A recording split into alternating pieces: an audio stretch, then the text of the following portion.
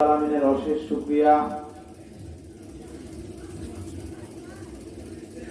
সমগ্র কুল কায়নাতের রহমত, সমগ্র সৃষ্টিকুলের রহমত আমার নবী জনাবে মুহাম্মদ রাসূলুল্লাহ সাল্লাল্লাহু আলাইহি ওয়াসাল্লামের শুভ আগমনের মাসে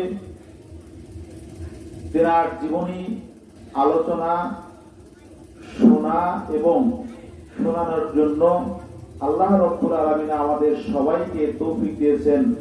আমরা সেই জন্য সবাই বলি আলহামদুলিল্লাহ। আমরা মহান মুনিব আল্লাহ রাব্বুল আলামিনের দরবারে শুকরিয়া আদায় করে নিলাম। পূর্বের আলোচক বিন্দু কোরআন, হাদিস, তাফসীর, ইজমা, কিয়াস,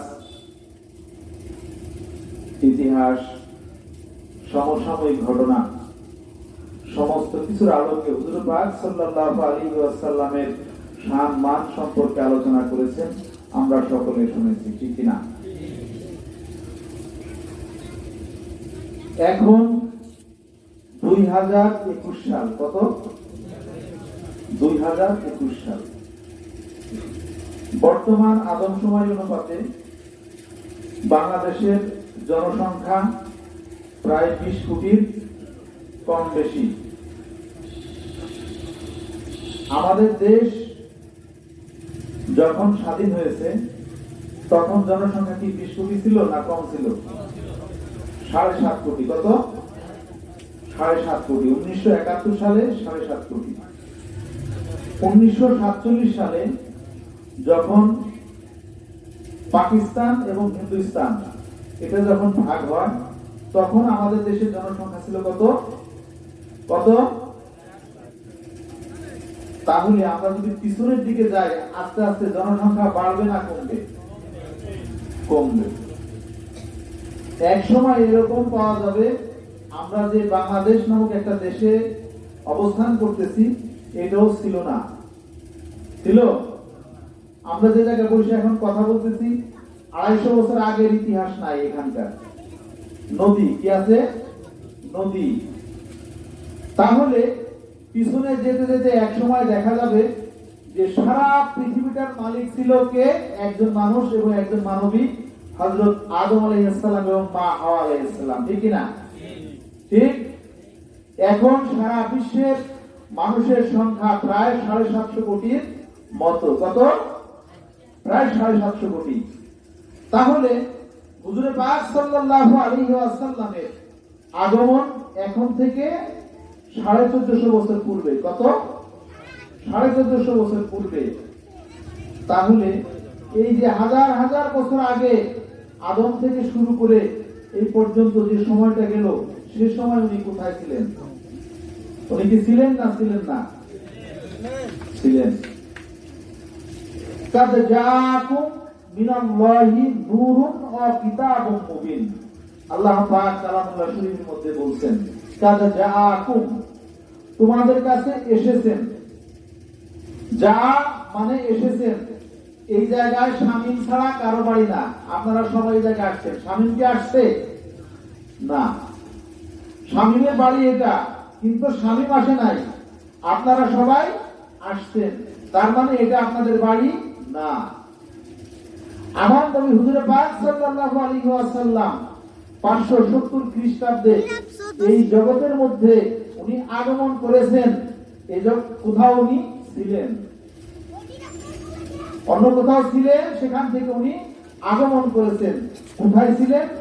আল্লাহ রাব্বুল আলামিন সিরিয়াল বাই সিরিয়াল নবী کرام, আম্বিয়া کرامদের মাধ্যমে জগৎবাসীকে জানিয়েছেন, ঠিক কি না?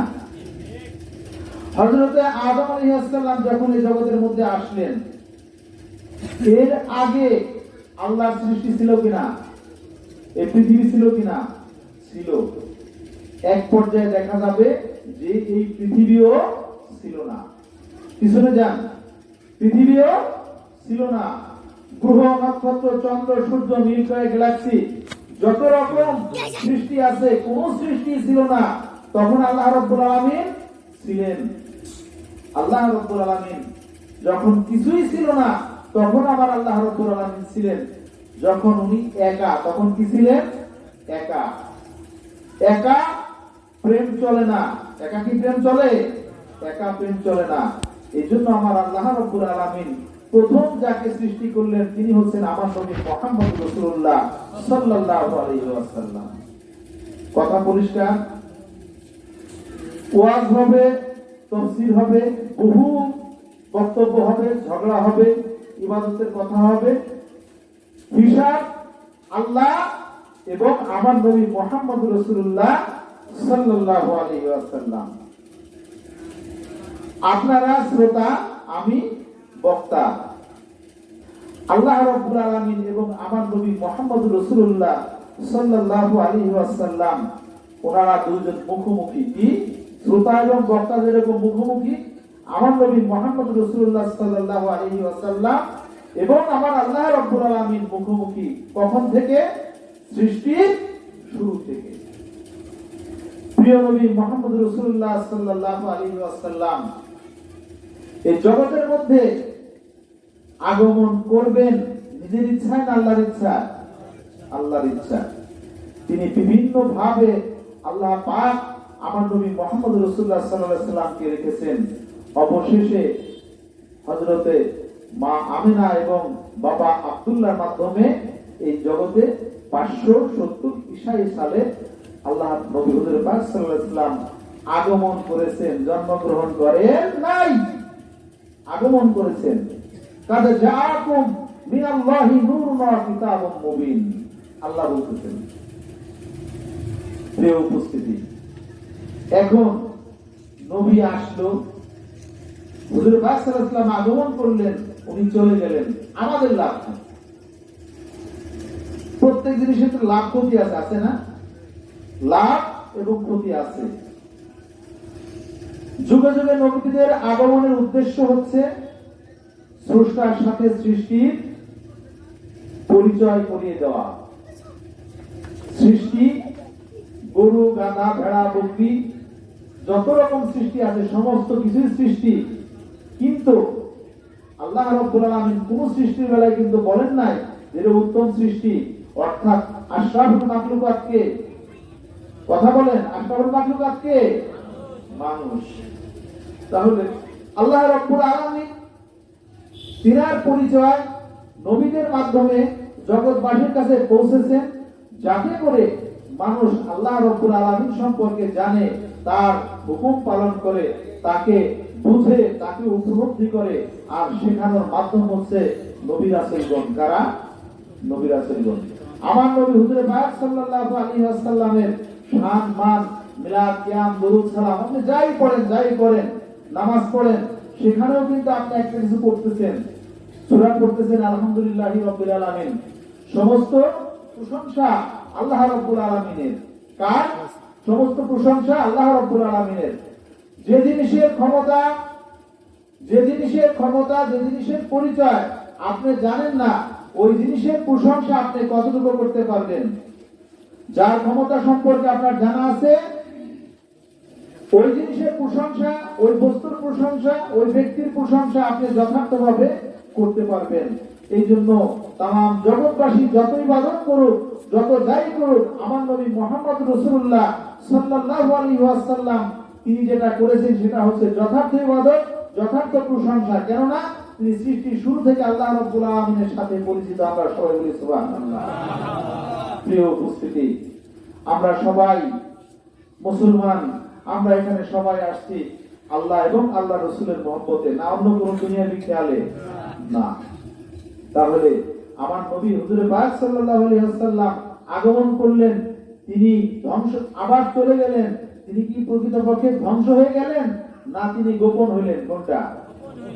তিনি ইন্তেকাল, তার মানে এক জায়গা থেকে আরেক জায়গায় প্রস্থান। যেমন যা আগমন, আর আগমন হলে সেখান থেকে প্রস্থান, অর্থাৎ ওই জায়গা থেকে চলে যাওয়া।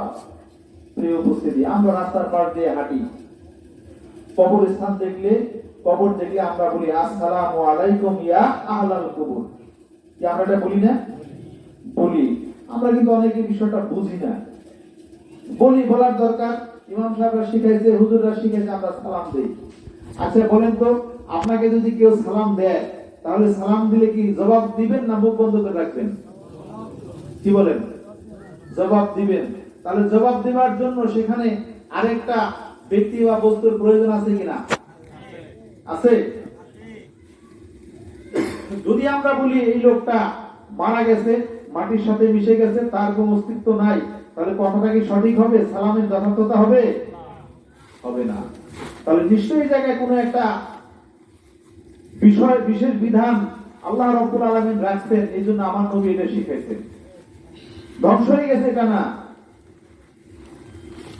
একটু বুঝবেন। আপনি সূরা পড়তেছেন, আল্লাহর প্রশংসা করতেছেন, আপনি যা বলতেছেন আল্লাহ শুনে কিনা? শুনে। আল্লাহ দেখে কিনা? দেখে। তাহলে আপনি কি করেন সেটা আপনাকে বুঝে করতে হবে। এই জায়গায় যদি ক্যামেরা চালানো থাকে তাহলে আপনি হাত পা নাড়াচাড়া, মুখের কথাবার্তা হিসেব করে বলবেন। আপনি আমি জন্ম থেকে শুরু করে শেষ পর্যন্ত আমি যা করতেছি সব কিছুই আমার আল্লাহ রাব্বুল আলামিন দেখেন, এবং আমার নবী হুজুর পাক সাল্লাল্লাহু আলাইহি ওয়াসাল্লামকে আল্লাহ পাক বিশেষ ক্ষমতা দিয়ে রাখছেন। জগতে কোথায় কি হয় আমার নবী সাক্ষী। কি হয়? আমার নবী হচ্ছেন কি? সাক্ষী। না দেখলে সাক্ষী দেওয়া যায় না। প্রিয় উপস্থিতি, ঝগড়ার জন্য না, বিবাদের জন্য না, জ্ঞানকে প্রশ্ন করেন, বিবেককে প্রশ্ন করেন, তাহলে সে উত্তর দিবে। এই জন্য জ্ঞানীরা অনেকে বলে থাকেন, হে বিবেক জাগো, তুমি শোনো তোমার আত্মার বাণী। তোমার আত্মা কি বলে? বিবেককে একটু প্রশ্ন করো। শুধু ঝগড়ার খাতিরে ঝগড়া করো না, বিরোধিতার খাতিরে বিরোধিতা করো না, তো জ্ঞান দিয়া বিশ্লেষণ করার চেষ্টা করো। আমার নবী আসলেন, আমার নবী চলে গেলেন, আমাদেরকে রোজা দিলেন, নামাজ দিলেন, হজ দিলেন, যাকাত দিলেন, যত রকমের আইন কানুন সব দিলেন। সমস্ত কিছুতে একটা উদ্দেশ্য আছে। আমরা বলি হিসাব নিকাশ মিললে জান্নাতে যাব, হিসাব নিকাশ না মিললে আমরা জাহান্নামে যাব, এই তো। কিন্তু শেষ খবরটা তো আমরা জানি না, কোথায় যাব জানি? জানি না। আসলে আমরা যদি শুধু বলি জানি না, কথাটা কি সঠিক? কথাটা সঠিক না। আপনি কি করেন দৈনিক? রাত্রে বালিশে মাথা দিলে আপনার বিবেক বলে তুই এই কাজ ঠিক করিস নাই, এটা ভুল করছো, এটা ভালো করছো, সে বিবেক বলে। এই জন্য বিবেককে জাগ্রত করতে হবে। আর বিবেককে জাগ্রত করার জন্য সর্বদা আল্লাহ রাব্বুল আলামিনের জিকির, অর্থাৎ ইয়াদ ইলাহি, জিকরুল্লাহ, আল্লাহর জিকির মানুষের কলবে জারি রাখতে হয়। প্রিয় উপস্থিতি, আপনি আমি যা করতেছি আল্লাহ দেখতেছেন, এটা আপনাকে স্মরণ রাখতে হবে। যাই হোক, আজকের আলোচনা হুজুর পাক সাল্লাল্লাহু আলাইহি ওয়াসাল্লামের শান মান সম্পর্কিত। আমার নবী হুজুর পাক সাল্লাল্লাহু আলাইহি ওয়াসাল্লাম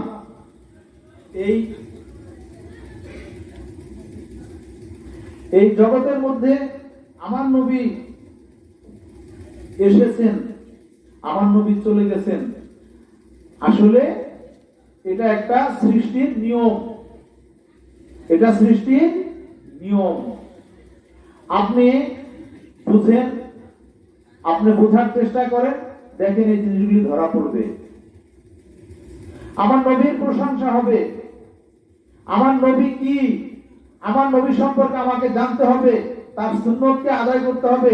তিনি যেভাবে চলছেন সেটা চলতে হবে, তিনি যেভাবে বলছেন সেটা বলতে হবে, তিনি যেভাবে কাজ করছেন কাজ করতে হবে।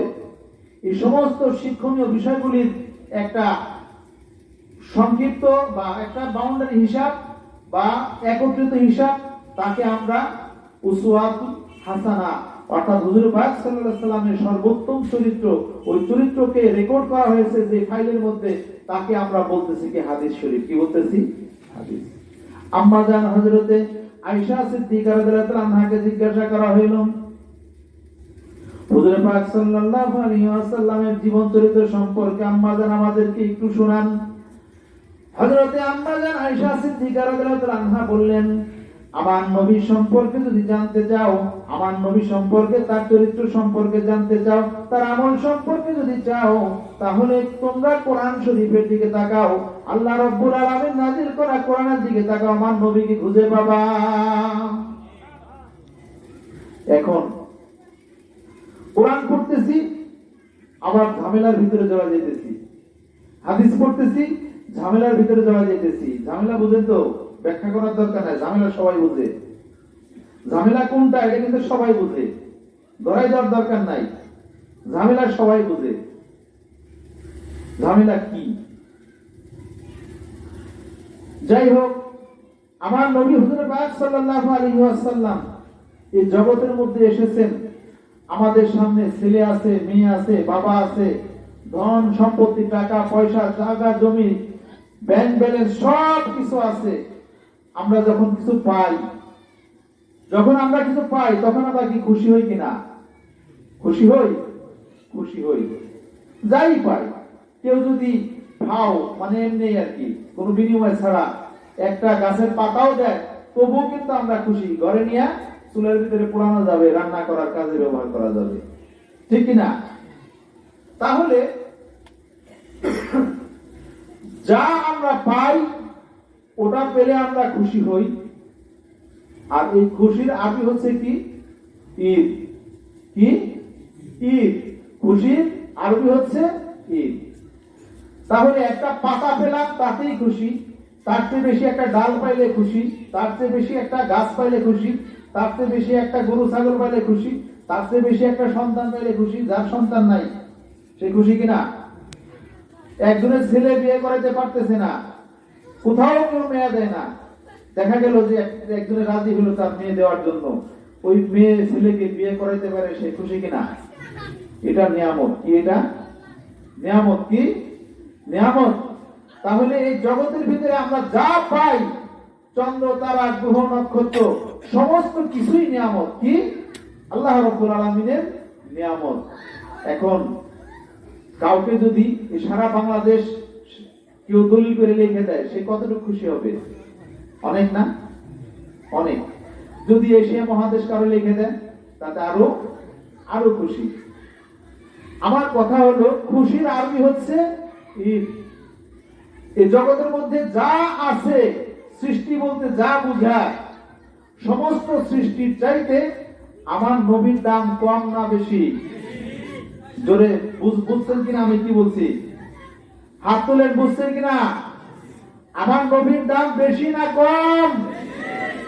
আমার নবীর দাম এই জগৎবাসী যারা হাত তুলেন নাই, বোঝা যাবে তারা বুঝেন নাই। এই জগতে যা আপনি পাইলেন, ছেলে মেয়ে, বিবি, বাল বাচ্চা, টাকা পয়সা, ধন দৌলত, এগুলির চাইতে আমার নবীর দাম বেশি না কম? বেশি। তাহলে আমরা এগুলি পেয়ে যেহেতু খুশি হই, আমরা নবী পাইয়া খুশি না বেজার? নবী পাইয়া খুশি না বেজার? আমার নবীর আনার দিন পাইয়া খুশি না বেজার? খুশি।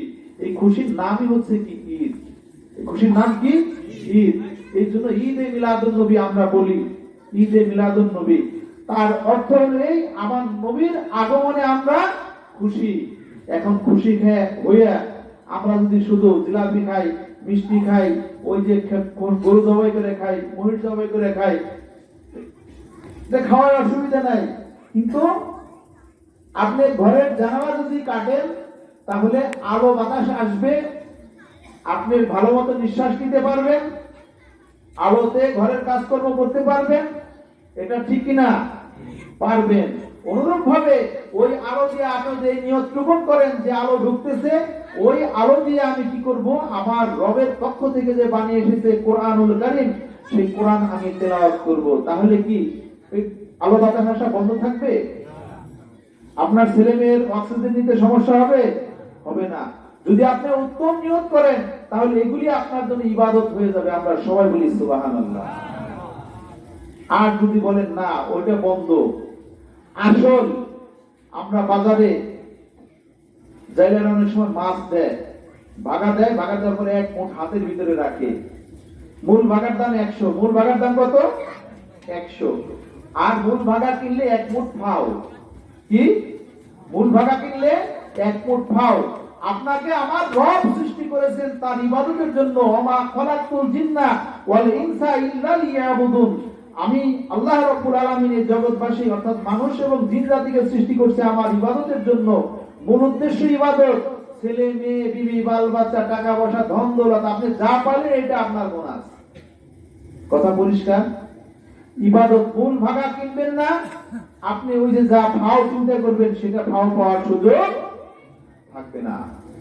প্রিয় উপস্থিতি, তর্কের খাতিরে আমরা কোনো কথা বলবো না, বিবেকের বিচারের জন্য আমরা কথা শুনবো এবং বুঝবো আমি কি করতেছি, কতটুকু আমার উপকার হইতেছে, আল্লাহ রাব্বুল আলামিনের সাথে আমি যে সম্পর্ক করব, তার ইবাদত করব, তার যোগ্যতা আমার কতটুকু আছে।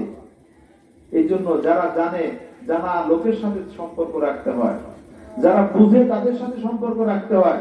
একজন জানে না এই জায়গায় কারেন্টের এই যে লাইট চলতেছে, তাই না, তো এই কারেন্টে ধরলে তো শর্ট করবে, তাই না, নাকি করবে না, করবে, কিন্তু এটা ধরারও নিয়ম আছে।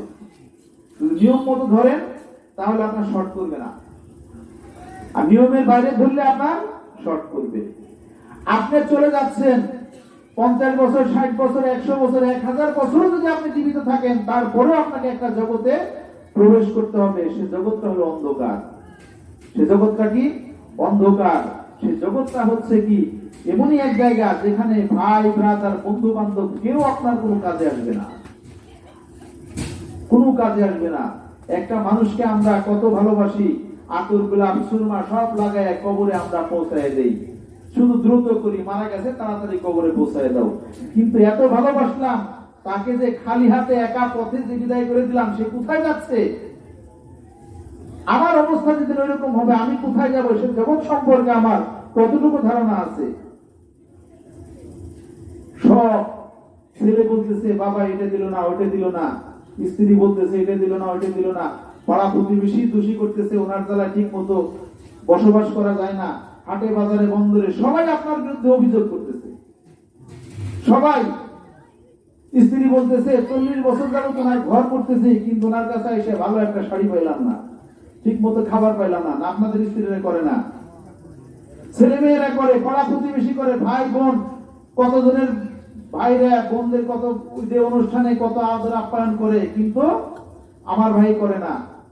অভিযোগ, শালা শালীর অভিযোগ, শ্বশুর শাশুড়ির অভিযোগ, অমুকের জামাই কত কিছু নিয়ে আসে, আমার জামাই খালি হাতে আসে, অভিযোগ। আপনি প্রত্যেকের অভিযোগের আসামি।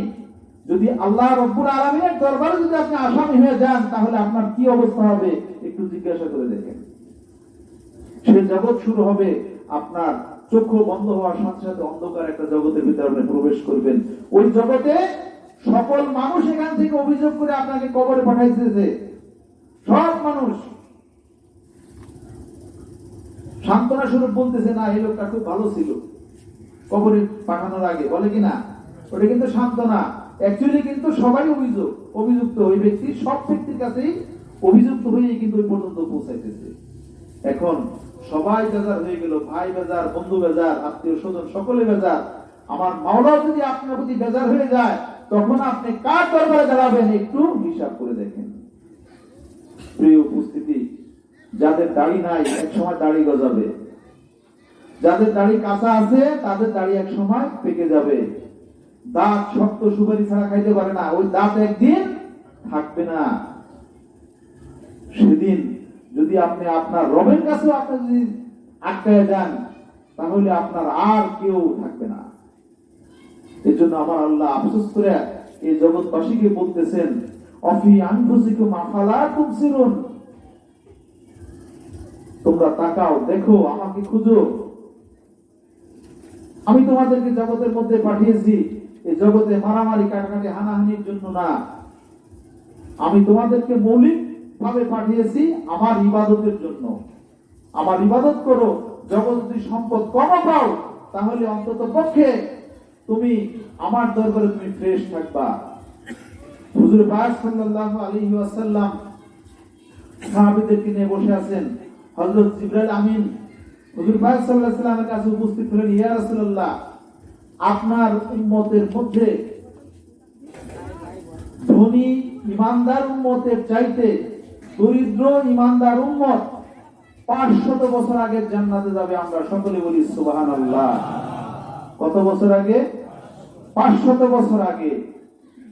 তাহলে আমরা অনেক সময় আফসোস করি, টাকা নাই, পয়সা নাই, না, এগুলির বিচারে আপনার আল্লাহ রাব্বুল আলামিনের সাথে সম্পর্ক হবে না।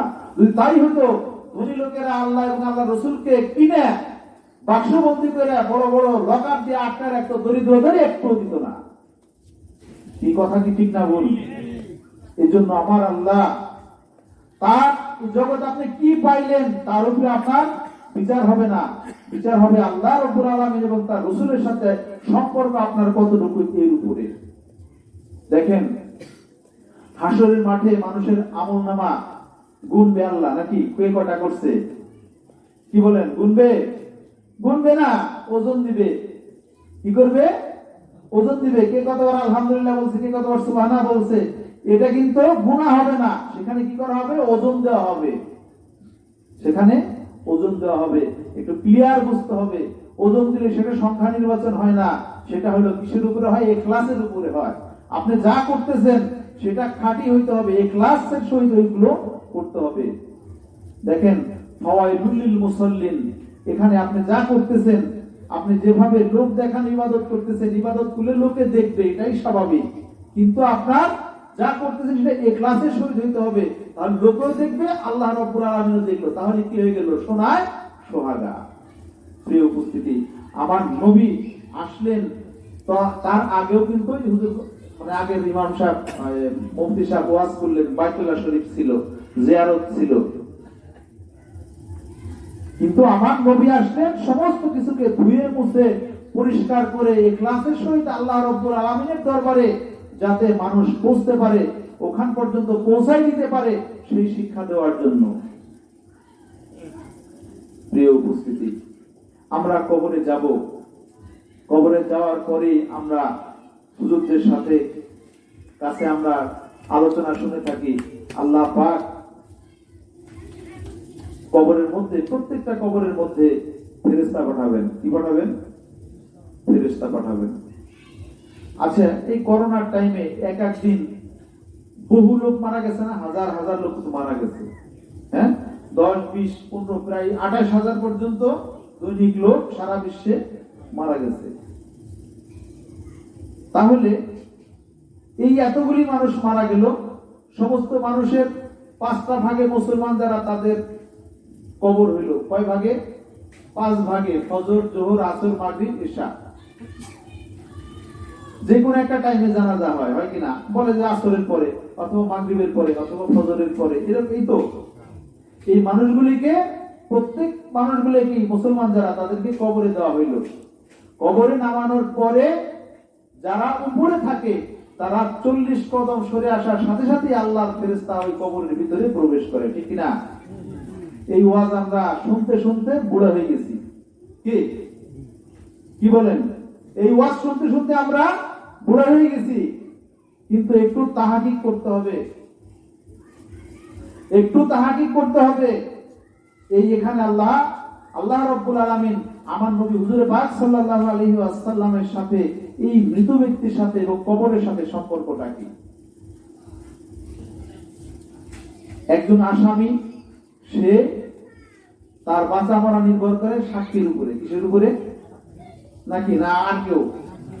সাক্ষীর উপরে নির্ভর করে না? তাহলে সাক্ষীর উপরে আপনি কি কেমন, এটা নির্ভর করে আমার নবী মুহাম্মদুর রাসূলুল্লাহ সাল্লাল্লাহু আলাইহি ওয়াসাল্লামের উপরে। কথা বোঝা গেল?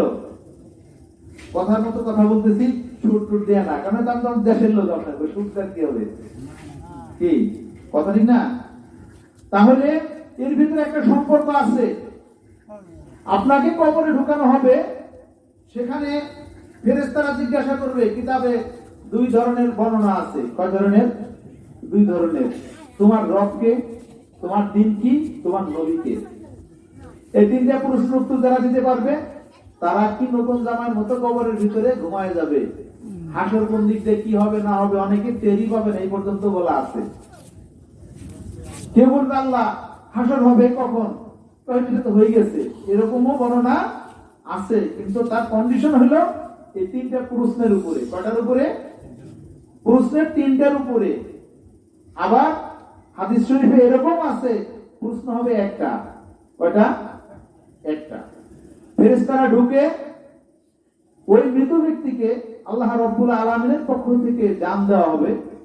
তাকে জিজ্ঞাসা করা হবে মান হাজার রাজুলুন, এই ব্যক্তিকে, এই ব্যক্তি কে? ওই ব্যক্তি বলতে কাকে বোঝানো হয়েছে? এখানে হুজুর পাক সাল্লাল্লাহু আলাইহি ওয়াসাল্লামকে। যেই ব্যক্তি জগতের ভিতরে আমার নবীর আইন কানুন, তার ইশক ও মহব্বত হৃদয়ে ধারণ করে তার আমি তো দিনকে পালন করে যারা কবরে যাবে, ওই ব্যক্তিরা বলবে যে এই ব্যক্তি আমার রাসূল। কথা বুঝতে পারছেন? হিসাব মিলে যারা যাবে তারা চিনবে। ফেরেশতারা জাহান্নাম থেকে দরজা খুলে দিবে। কি করবে? জাহান্নাম থেকে দরজা খুলে দিবে। ওই ব্যক্তি ভয়ে আটকে উঠবে যে নবী চিনলাম, জগতে ভালোভাবে চলছি, তারপরে জাহান্নামের হাওয়া আমার কবরে। ফেরেশতারা বলবে আতঙ্কিত হবার কোনো কারণ নাই, জাহান্নামের দরজা বন্ধ করে দেওয়া হবে। বলা হবে তাকে তোমার অবস্থান হইতো ওই জায়গায় জাহান্নামে যদি তুমি নবী না চিন্তা, যদি তুমি নবী না চিন্তা তাহলে তোমার অবস্থা হতো ওই জাহান্নামে। যেহেতু তুমি নবী চিনছো, জাহান্নামের দরজা বন্ধ, জান্নাত থেকে দরজা খুলে দেওয়া হবে, তার কবরের সাথে জান্নাতের সাথে যোগাযোগ হয়ে যাবে। আমরা সবাই বলি সুবহানাল্লাহ।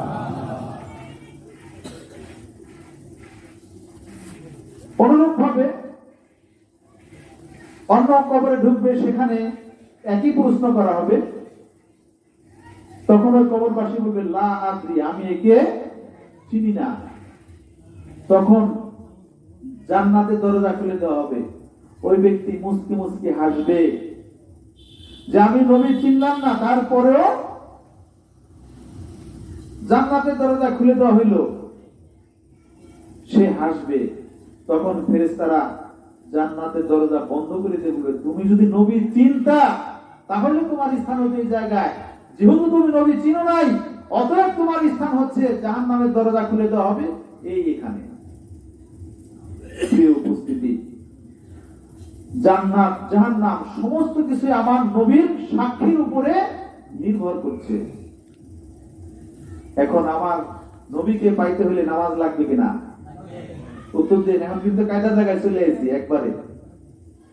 আমার নবীর সেই শাফাত পাইতে হইলে, তার সুপারিশ পাইতে হইলে আমাদের নামাজ লাগবে কিনা? রোজা লাগবে কিনা? হজ লাগবে কিনা? যাকাত লাগবে কিনা? লাগবে। আর তিনি যে বিষয়গুলি নিষেধ করেছেন, মাওলানা সাহেব, মুফতি সাহেবরা সমানে তারা নিষিদ্ধ ওয়াজগুলি করতেছে, ওগুলি থেকে আমাদের সরে থাকতে হবে। তাহলে এই সম্পর্ক আমাদের করা সম্ভব হবে। এছাড়া যতই কান্নাকাটি আমি করি সেখানে কাজ হবে না। প্রিয় উপস্থিতি, আমার আল্লাহ পাক এই জগতের ভিতরে আমার নবীকে পাঠিয়েছেন রহমত হিসাবে। ওমা আরসালনাকা ইল্লা রাহমাতাল লিল আলামিন, এই জগৎবাসীর জন্য রহমত হিসাবে। তাহলে আমার রোজা, আমার নামাজ, আমার হজ, আমার যাকাত, এটা যেমন আমার করতে হবে, ওই রহমতের সাথে আমার সম্পর্ক থাকতে হবে। যখন নেগেটিভ এবং পজিটিভ এক হয়ে যাবে তখন এই বাতিগুলি জ্বলবে, এর আগে কিন্তু জ্বলবে না। এক তারে কারেন্ট নেগেটিভ আসলে বাতি জ্বলবে, পজিটিভ আসলে বাতি জ্বলবে? জ্বলবে না। যখন আপনার ইবাদত থাকবে, সেখানে আল্লাহর রহমত থাকবে, ওই জায়গায় আপনি ভালো কিছু আশা করতে পারেন, নচেত না। প্রিয় উপস্থিতি, আল্লাহ পাক এই জগতের মধ্যে আমাদেরকে পাঠিয়েছেন তার ইবাদতের জন্য, আর নবী আউলিয়াদের পাঠিয়েছেন এই জগৎবাসীকে ইবাদতমুখী করার জন্য। যাই হোক, অনেক কথাই বলা হলো। আমার নবীর আগমনের মাস, নবীর দরুদ সালাম আমরা বেশি বেশি করব, এতে লস হবে না। আচ্ছা বলেন তো, একটা লোক যদি আমার নবীর দরুদ সালাম মিলাদ কিয়াম এগুলি পড়ে নবীকে মহব্বত করে জান্নাতে যায়, আপনার কি কোনো কম পড়বে? কি বলেন? কম পড়বে? কম তো পড়ার কথা না। আল্লাহর অফুরন্ত নিয়ামত, অফুরন্ত নিয়ামতের মধ্য থেকে যদি আপনি জান্নাতে যান, আমার তো কম পড়ার কিছু নাই, আপনি করেন। যাই হোক, আল্লাহ পাক আমাদের সকলকে নবী পাক সাল্লাল্লাহু আলাইহি ওয়াসাল্লামের খাস ইশক ও মহব্বত হাসিল করার তৌফিক দান করুক, পাপ তাপ থেকে বেঁচে থাকার তৌফিক দান করুক, এবং এই জগতের মধ্যে চলার জন্য ভাই ভাই মিলেমিশে থাকার জন্য তৌফিক দান করুক। আমরা সকলে বলি আমিন। আউযু বিল্লাহি মিনাশ শাইতানির রাজিম। বিসমিল্লাহির রহমানির রহিম। ما كان محمد أبا أحد من رجالكم ولكن رسول الله وخاتم النبيين وكان الله بكل شيء عليما إن الله وملائكته يصلون على النبي يا أيها الذين آمنوا صلوا عليه وسلموا تسليما اللهم صل على سيدنا مولانا محمد وعلى آل سيدنا شفيعنا محمد اللهم صل على سيدنا مولانا محمد وعلى آل سيدنا شفيعنا এই জগৎ ছেড়ে একদিন চলে যাব আমরা কেউ তো ভাবে থাকব না এই জগৎ ছেড়ে মোরা চলে যাব কেউ তো ভাবে থাকব না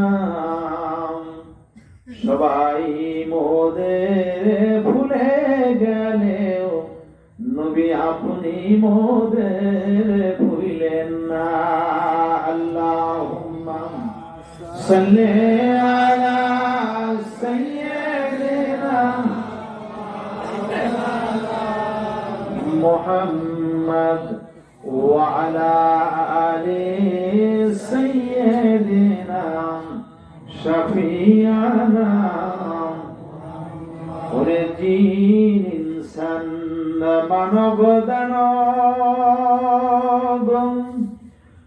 18,000 মখলুকাত জিন ইনসান মানব দানব 18,000 মখলুকাত খুদার তসবিহ নবীর দরুদ পড়েন তারা দিবস রাত আল্লাহুম্মা সাল্লি আলা সাইয়্যিদিনা মুহাম্মদ ওয়া আলা আলি সাইয়্যিদিনা মাওলানা ওরে কারবা বাড়ি কারবা ঘর অমর এই জগতে কারবা কি কারবা বাড়ি কারবা ঘর অমর এই জগতে কারবা কি সবই তোমার পর হইবে উড়ে গেলে প্রাণ পাখি আল্লাহুম্মা সাল্লি আলা সাইয়্যিদিনা মাওলানা মুহাম্মদ ওয়া আলা আলি সাইয়্যিদিনা মাওলানা মুহাম্মদ বিসমিল্লাহির রহমানির রহিম قل إن كنتم تحبون الله فاتبعوني يحببكم الله ويغفر لكم ذنوبكم والله غفور رحيم درود اللهم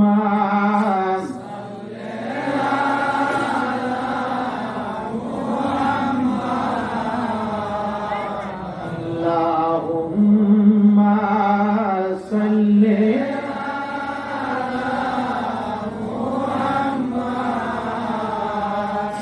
وعلى آل سيدنا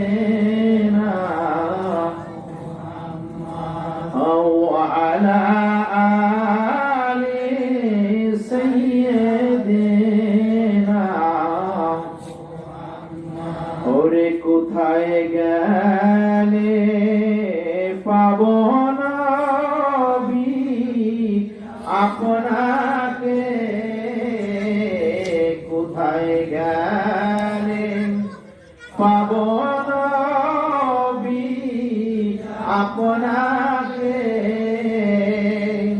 ঘুমের ঘরে কইরা দিয়ে আমারে ঘুমের কইরা দিয়ে আমারে আল্লাহুম্মা সাল্লি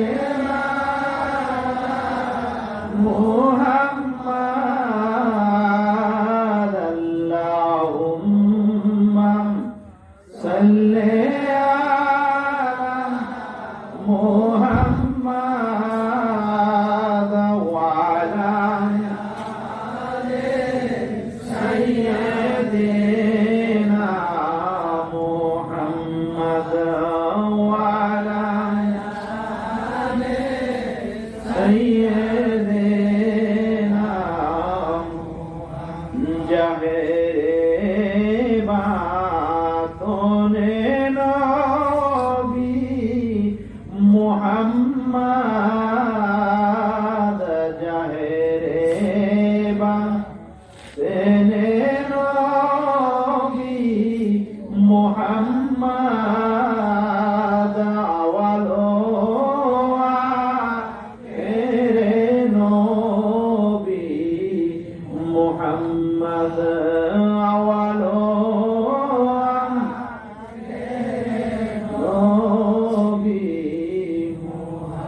ওরে নবীর শোকে বেলাল হইলেন দিওয়ানা নবীর শোকে বেলাল হইলেন দিওয়ানা কান্দিয়া সারিলেন সোনার মদিনা কান্দিয়া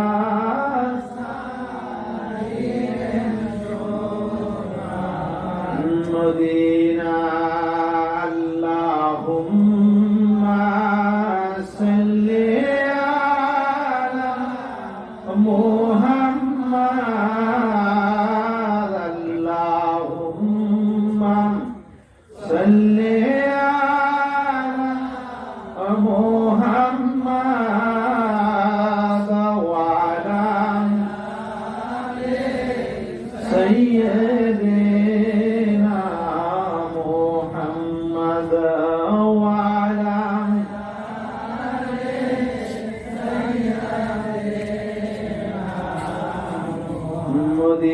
মদিনার ওই মাটি যদি আমরা হইতাম মদিনার ওই মাটি যদি আমরা হইতাম নবীজিকে বুকে ধরে রাখিতাম নবীজিকে বুকে ধরে রাখিতাম আল্লাহুম্মা সাল্লি আলা মুহাম্মাদ আল্লাহুম্মা সাল্লি আলা মুহাম্মাদ ওয়া আলা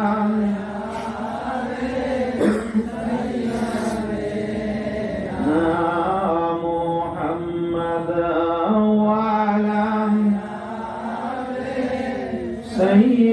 সাইয়্যিদিনা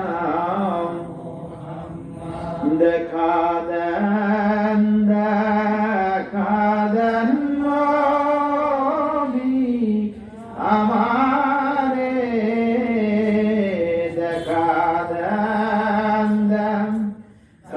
দেন নবী আমারে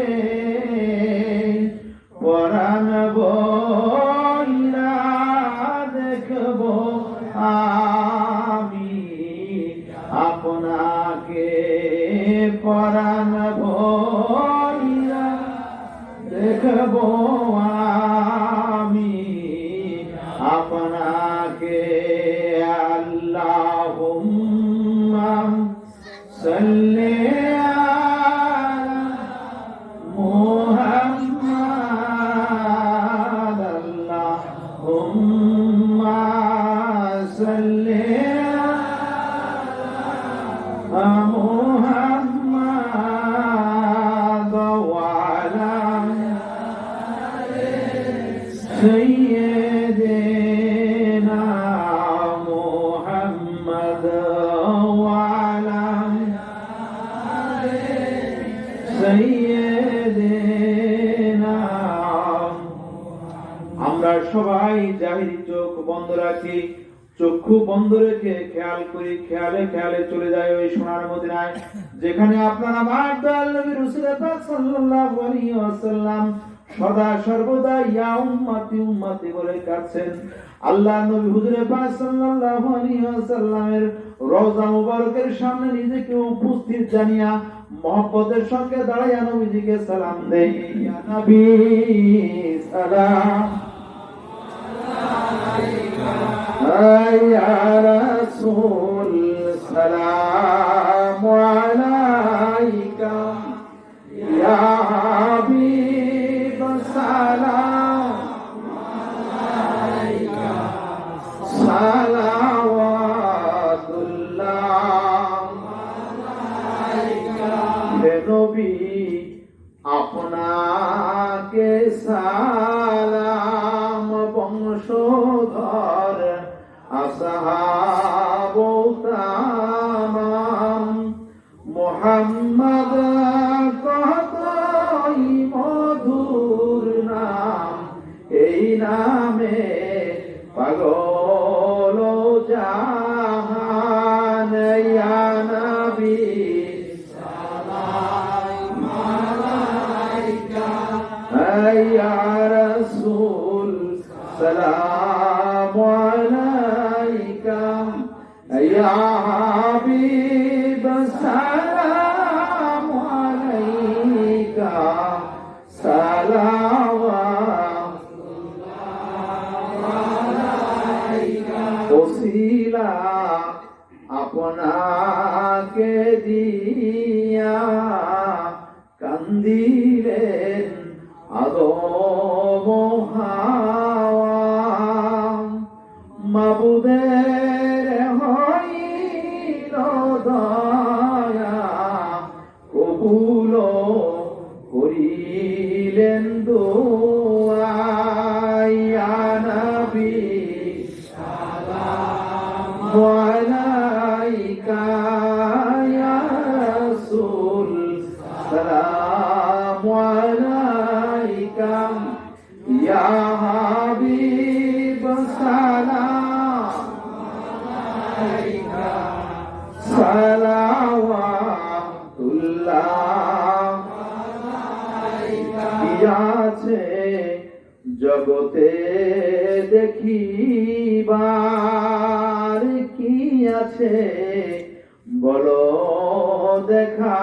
দেখাইবার, নবী ছাড়া কোনো বান্ধব নাই আমার, আখেরাতে সুপারিশ করিবার, ইয়া নবী সালাম আলাইকা, ইয়া রাসূল সালাম আলাইকা, ইয়া হাবিব সালাম আলাইকা, সালাওয়াতুল্লাহ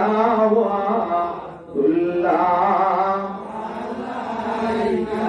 আমরা তো সবাই গুনাহগার, আবেদন কদমে আপনার, চাই শুধু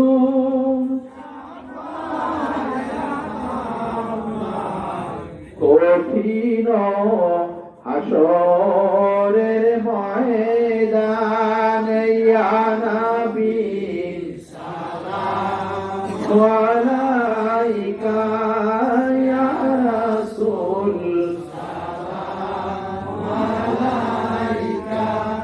ইয়া হাবিব সালামু আলাইকা সালাওয়াতুল্লাহ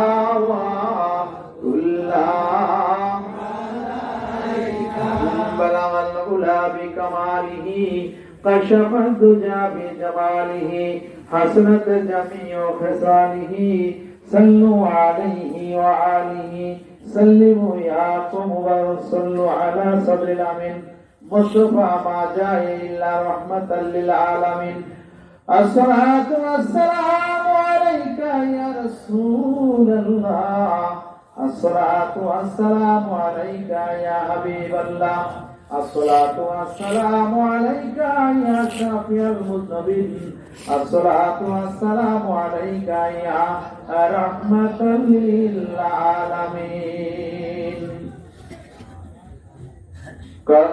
كلمة طيبة لا إله إلا الله محمد رسول الله صلى الله عليه وسلم প্রিয় উপস্থিতি মাহে রবিউল আউয়াল আমার নবী হুজুর পাক সাল্লাল্লাহু আলাইহি ওয়াসাল্লামের আগমনে আজকে যে মাহফিলের আয়োজন করা হয়েছে, আজকের মাহফিলের সভাপতি হযরত শাহ সুফি ডাক্তার এম এ নাহিদ সাহেব, উনি আজকের এই অনুষ্ঠানে মোনাজাত পরিচালনা করবেন। আপনারা সকলে ধৈর্য সহকারে অংশগ্রহণ করবেন এবং মোনাজাত শেষে আপনারা কেউ যাবেন না, তাবারকের ব্যবস্থা আছে, ধৈর্য ধরে আপনারা তাবারক গ্রহণ করবেন। আসসালামু আলাইকুম ওয়া রাহমাতুল্লাহি ওয়া বারাকাতুহু।